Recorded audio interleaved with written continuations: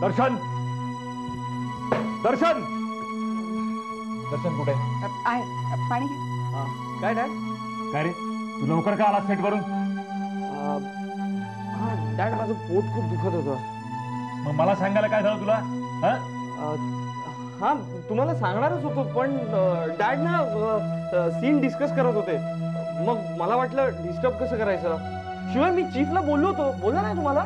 खोटं बोलतोयस तू, खोटं बोलतोयस. हे बघ तू उद्यापासून येऊच नको सेट वरती, असा बेशिस्ता वाढणार असेल. अरे असं काय करताय डॅड? मी उद्यापासून जायचं असेल तर तुम्हाला सांगून जायचंय. हा नाहीतर उद्यापासून जाणारच नाही ना.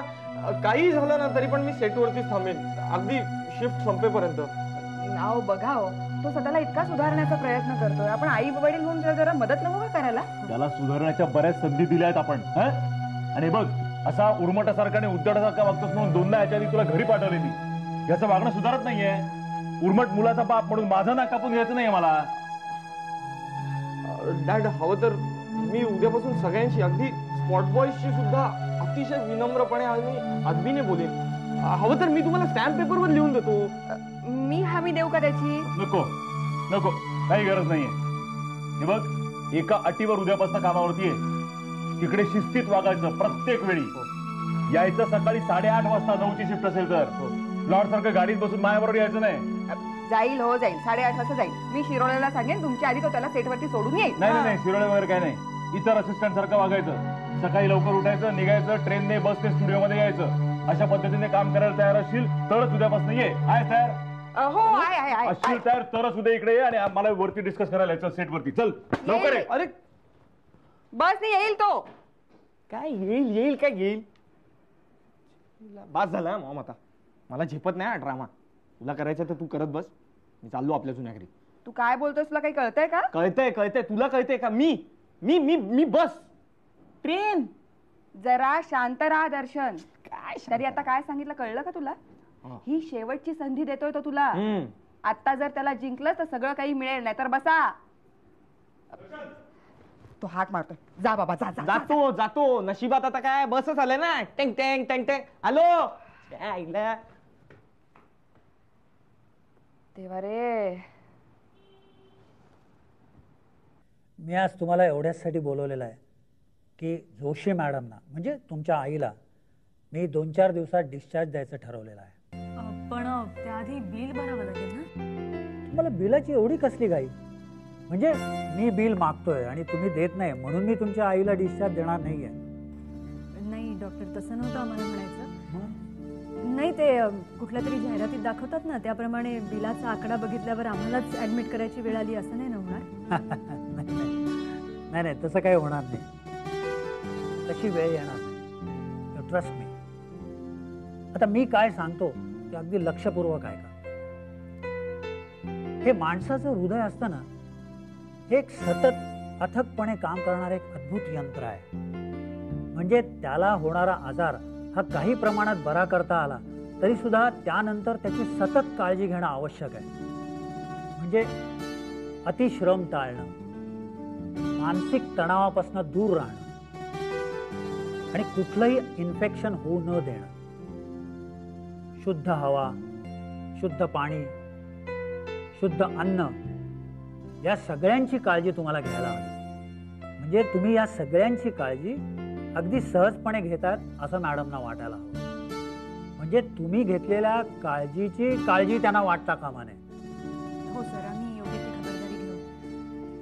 हो, आणि तुम्ही रागवू नका, पण आम्हाला त्याची सवय होईपर्यंत आम्ही तुम्हाला सारखे फोन करू. अवश्य. मात्र एक, त्यांना होणाऱ्या प्रत्येक गोष्टी माझ्या कानावर घालत चला.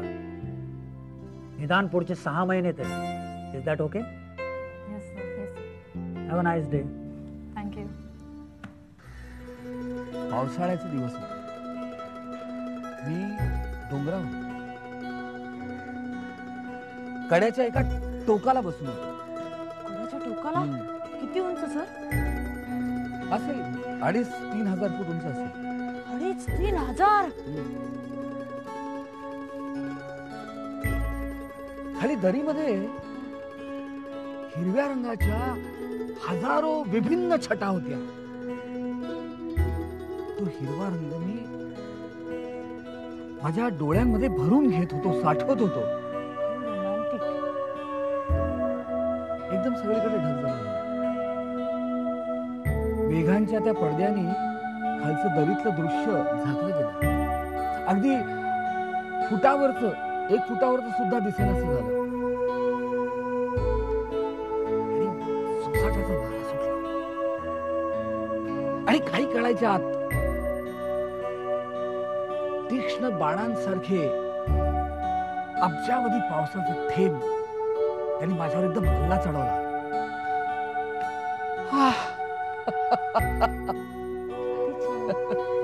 मग सर किती वेळ माहिती तुला? 5 किंवा 10 मिनिटं. माझ्या मस्तकावर पावसाने अभिषेक केला आणि मग पुन्हा एकदम सगळं निरभ स्वच्छ दिसायला लागलं. सहज खाली मी दरीत बघितलं. त्या हिरवाईतल्या प्रत्येक छटेवर पावसाचे अब्जावधी थेंब होते आणि वरून ऊन पडल्यानंतर त्याचे मोत्यासारखे चमकायला लागले. Oh my God. खाली हिरव्या रंगाच्या हजारो छटा आणि त्या प्रत्येक छटेवर मोत्याचे हजारो थेंब. फॉर अ मोमेंट मला असं वाटलं की मी दरीत उडी मारावी आणि मुठी भरभरून ते मोती वेचावे. म्हणूनच तुम्ही मला खूप आवडता. हे असं निसर्गाचं आकर्षक वर्णन करतो म्हणून. निसर्गामध्ये असे रमता म्हणून, निसर्गाबरोबर जगता म्हणून. सर खरं सांगू, हं? मलाही तुमच्या बरोबर असं जगायला आवडेल. कायमचं. तुम्ही आणि मी, फक्त दोघं.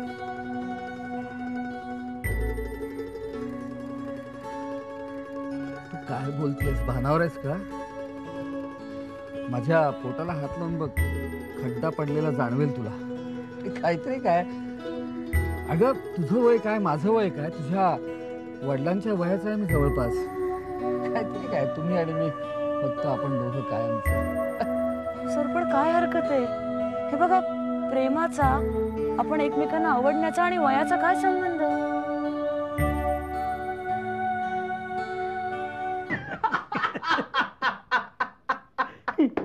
वाट लावली रे, वाट लावली. पूर्ण सभेची वाट लावली, उधळून टाकली सभा रामसरांची. अरे पण वाट लावली म्हणजे नेमकं काय केलं? काय हाणामारी वगैरे केली का? हा, हे बघ, तू बघितलंच का याच्याकडे? हा असं वागतो म्हणजे पुन्हा आता पोलीस स्टेशनच्या वाऱ्या सुरू. याला किती समजावून सांगितलं ना तरी ऐकणार नाही. स्वतःच्या मनचं तेच खरं करणार. अरे आबा, ऐकून घे सगळं. तुला वाटते तसं आम्ही काही केलेलं नाहीये. शेवटपर्यंत लोकांना कळलंय नाही काय चाललंय ते.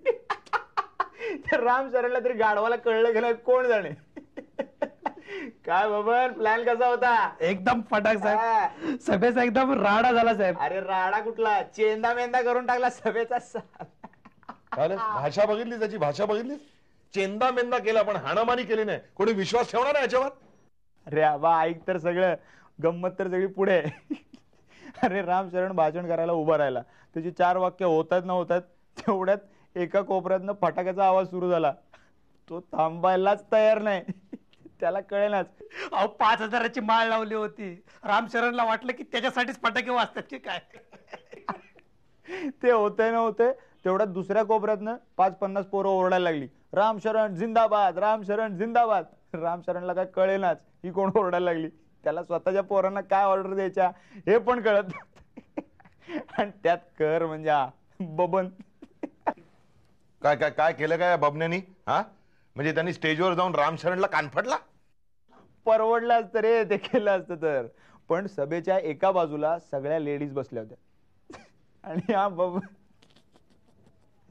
7-8 उंदीर दिले सोडून येली बायकांमध्ये. सगळ्या ताई माई अक्का ही धावपळ पळापळ. काय विचारू नको बाबा, नुसती पळापळ. तेवढ्यात एक जण गेला आणि साऊंड सिस्टीम करून टाकली ऑफ. रामशरण माईक समोर उभा राहून ओरडतोय, सब लोग बैठ जाओ, सब लोग मेरी बात सुनो. कोण कुठला ऐकतंय? ग्राउंड बर नुसती धावपळ. ही धावपळ. सभा संपली, मैदान रिकाम. हे सगळं झालं तेव्हा राम्या बसला होता कपाळाला हात लावून की आपल्या डोळ्या देखत आपल्याच सभेचे कसे 3:13 वाजलेत. अरे पण गाढवांनो, मला एक गोष्ट सांगा, हे सगळं तो रामशरण बघत होता ना, तो उद्या गप्प बसणार आहे का? आबा, तुला आम्ही काय एवढे बिंडोक वाटलो?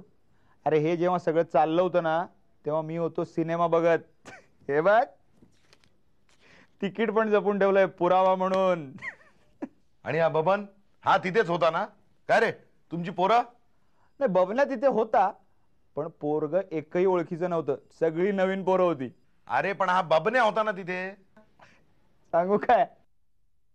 अरे आबा, बबनला ओळखणं त्याच्या स्वतःच्या आईला सुद्धा शक्य नव्हतं. काय रेवा? काय रेवा म्हणजे? अरे हा बबन बुरका घालून बायकांमध्ये जाऊन बसला होता. काय? नाही नाही नाही, पण मला एक सांगा, या बबन्याने बुरखा घालण्याची आयडिया कोणाची? रेवा ताई. हा? रेवा तू पण?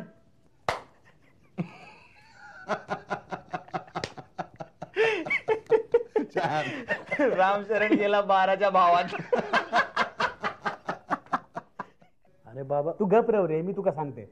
मॅडम आता आमका सांगा, हो दही कालो असत तरी काय थंय तुमचा झील मुलगो तन्वीर थंय त्या नचिके साहेबांच्या घरी राहता. ते कौशिक सर त्या शिरोडकरांच्या स्टोरीवर इराकच्या युद्ध एवढं जोर देतात. ते नचिके साहेब त्या दिल्लीवाल्यांवर फिल्डिंग लावतात, वर आमकाच सांगतात या सगळ्यांचं एकमेकांशी काहीतरी संबंध असताना. मग अहो तेच की, हे म्हणजे वर्ल्ड कपच्या फायनल मध्ये रिकी पॉन्टिंगने 8 सिक्सर मारल्या ना, तसं आमच्या स्टेडियमच्या वरनं गेलंय सगळं. मग तुमचं झालं की मीच तुम्हाला सांगते या सगळ्यांचा एकमेकांशी काय संबंध आहे. झालं तुमचं?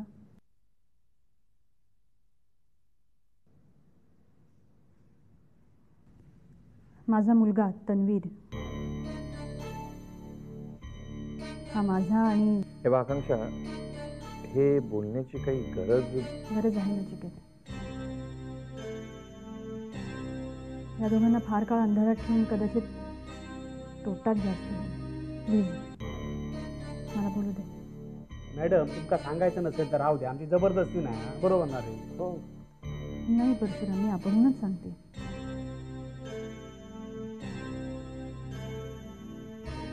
तन्वीर हा माझा आणि वीरेंद्र शिरोडकरांचा मुलगा आहे.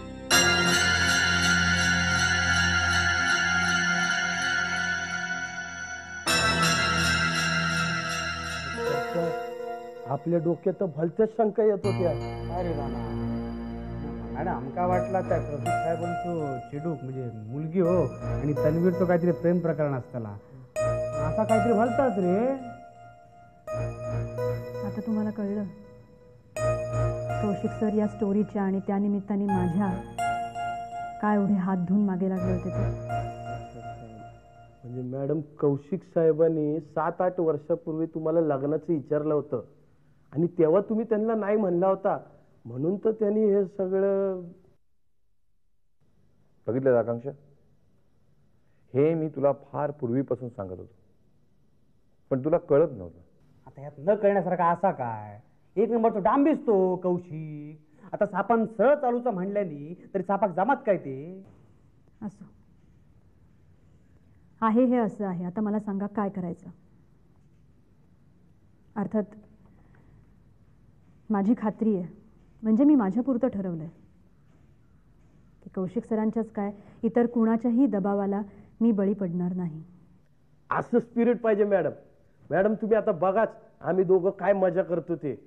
आता कसा करूचा माहिती आहे? काय करूचा माहिती आहे? काय करूचा?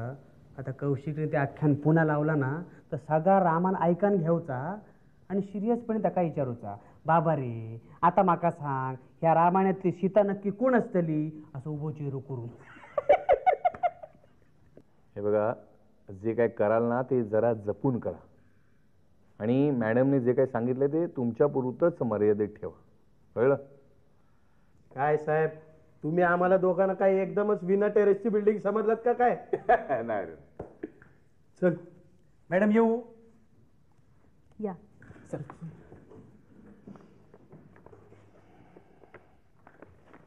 नचिकेत, नाही म्हणजे या दोघांना विश्वासात घेऊन मी चूक केली असं अजूनही तुला वाटतंय? नाही नाही, माझा त्यांच्यावर पूर्ण विश्वास आहे. ठीक आहे. हे काय?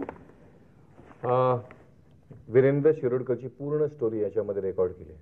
कॅसेट्स आहेत, तुझ्याचकडे ठेव. कुठून आहे तर मला विचारू नकोस. विचारल्यावर मला सांगता येणार नाही.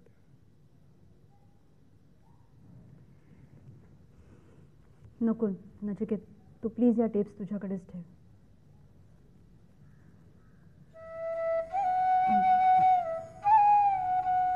एक विचारू तुला? काय? तनू कधी आठवण तरी काढतो का रे माझी? रोज? असं का विचारतेस? रोज काढतो तुझी आठवण. हो. काय म्हणत असतो रे तो माझ्याबद्दल? तुझ्याबद्दल असं नाही, पण मी काही केलं किंवा काही केलं नाही तर म्हणतो की आई असती तर तुला झापलं असतं, किंवा आईने हे पाहिलं असतं तर तुला शाबासकी दिली असती, असं म्हणतो. असं म्हणतो?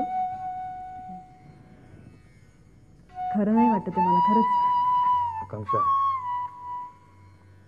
तुझ्या आईच्या आजारपणानंतर तो खूप हल्लाय. मृत्यूला इतक्या जवळ येऊन गेलेला त्याने पहिल्या प्रथम पाहिलाय.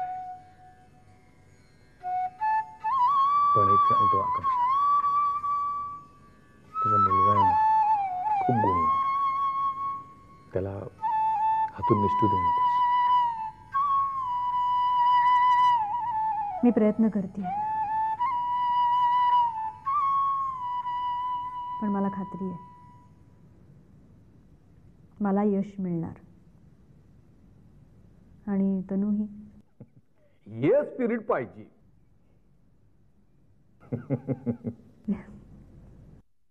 हा कुलकर्णी, नाही वाचलं तुमचं परीक्षण म्हणून मुद्दाम फोन केला. अहो कसला पिटून काढलाय हो तुम्ही त्याला. नाही ते कृष्णास्वामीचे पिक्चरच असतात तसले. हा आमचं चाललंय. हो म्हणजे स्टारकास्ट जमणं वगैरे चालू आहे. म्हणजे काय तुम्हाला देणार ना, स्पेशल इंटरव्ह्यू देणार तुम्हाला. Okay okay okay okay bye.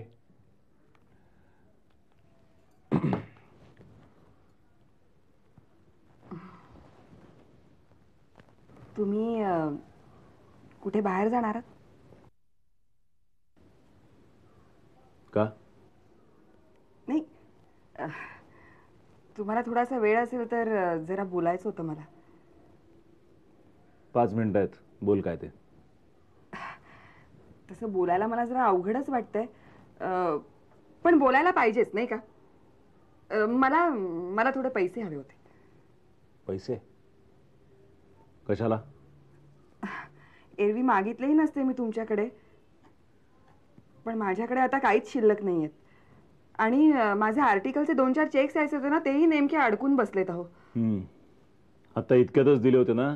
इतक्यात कुठे, मागच्या आठवड्यात दिले होते तुम्ही पैसे. आणि हो किती कमी होते ते पैसे, केव्हाच संपले ते. घर खर्चाला काही कमी पैसे लागतात का सांगा.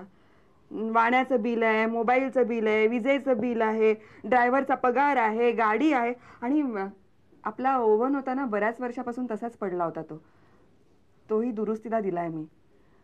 अहो दुरुस्तीचेच नुसते 1700-1800 रुपये झालेत म्हणतात.